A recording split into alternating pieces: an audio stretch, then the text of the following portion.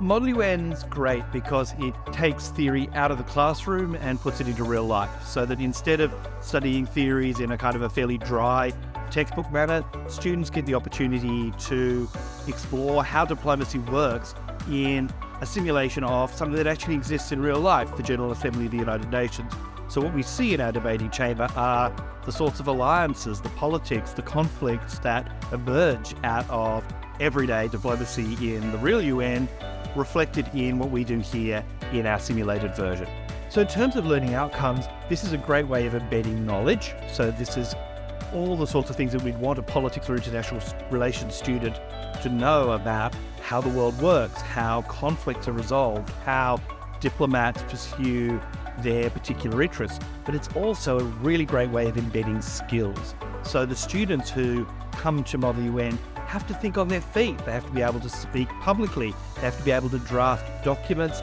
They have to be able to master the rules of procedure of a big international body. So it's a great way of embedding not just subject-specific knowledge, but also the sorts of skills we want our graduates to take away. Lincoln's one of the very, very few places in the world that runs Model UN as an assessed simulation.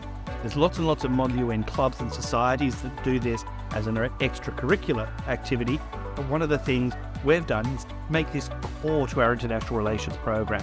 So at the middle of a student's degree in their second year, they're going to be able to take on the role of an ambassador, to step into the shoes of a culture and a society different than their own, to understand how the world looks from a different perspective, and to master some of those key skills and knowledges. So what we're doing here at Lincoln is really quite unique in the UK, but even around the world.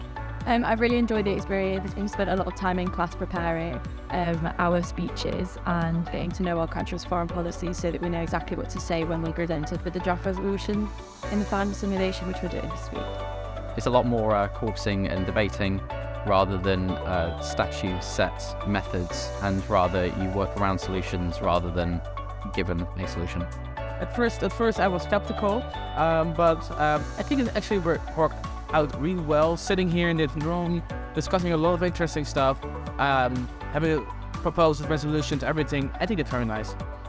It's shown how much goes into decision making, and learning how to call good, so knowing your allies is a massive part of it. So it's been really interesting to kind of see, especially from a country that you may not strictly agree with. It's been very interesting to see kind of how you go about it, the way in your own way.